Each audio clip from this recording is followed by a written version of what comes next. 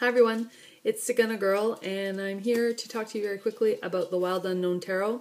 That's the deck that I've chosen for my weekly deck challenge this week. The cards I had to order off of the artist's site. So if you go to the Wild Unknown Tarot, that's where you can get them.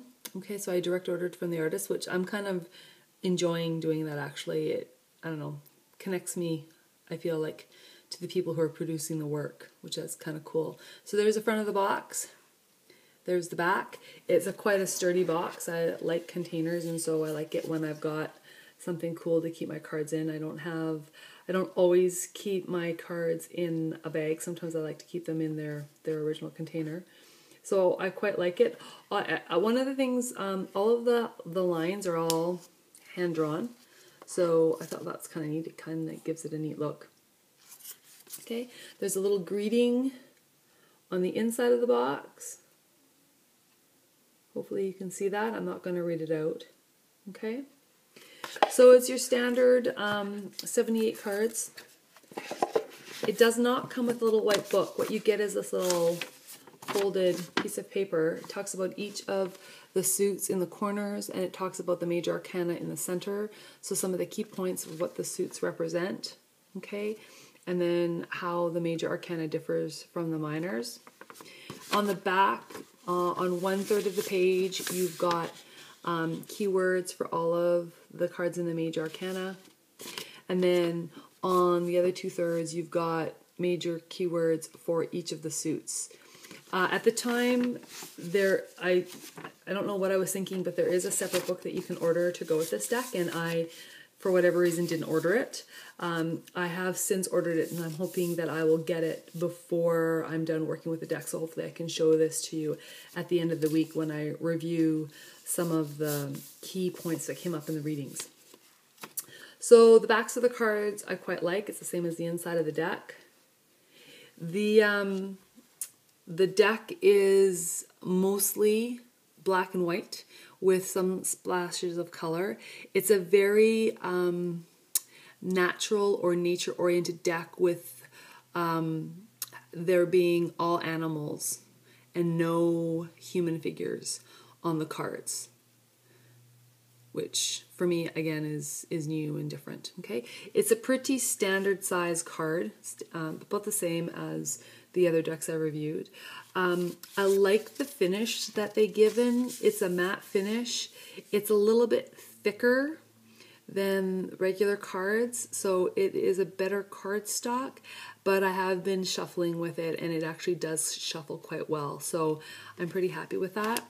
If I stack them together, if I stack the deck up, so that's the thickness of the deck. If I take my traditional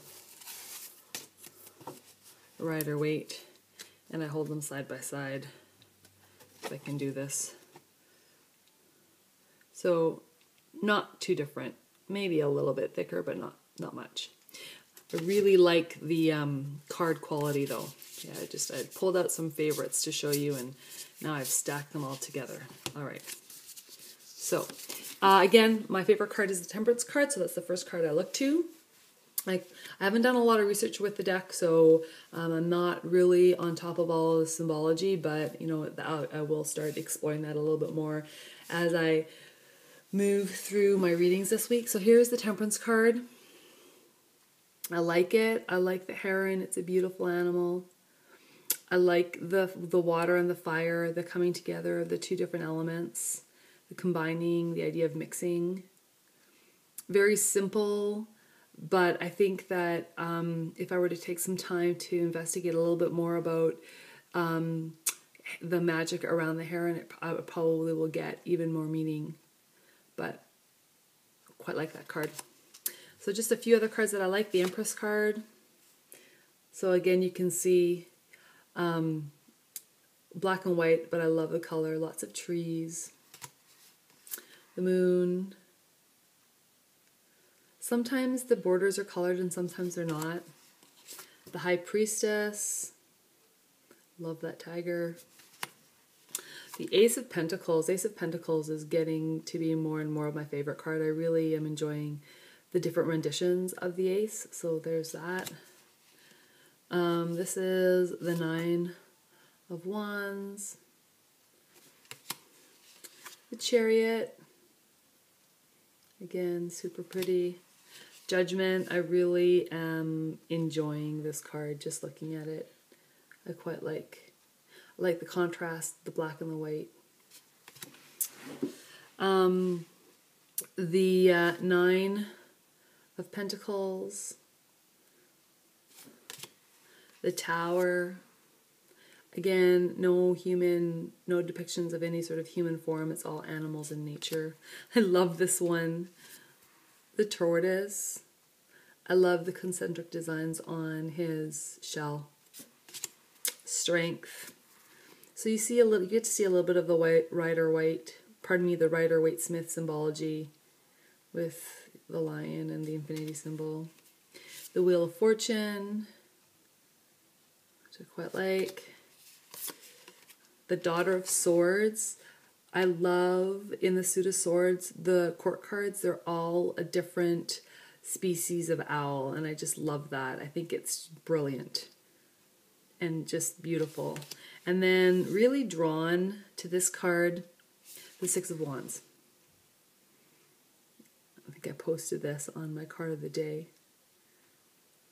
All right, so very briefly and hopefully helpfully, I've just reviewed the Wildwood Tarot. This will be the deck that I'll be working with this week. If you have any comments or questions, or you have your own personal insights, please feel free to contact me via A Fool's Journey Tarot Readings on my Facebook page.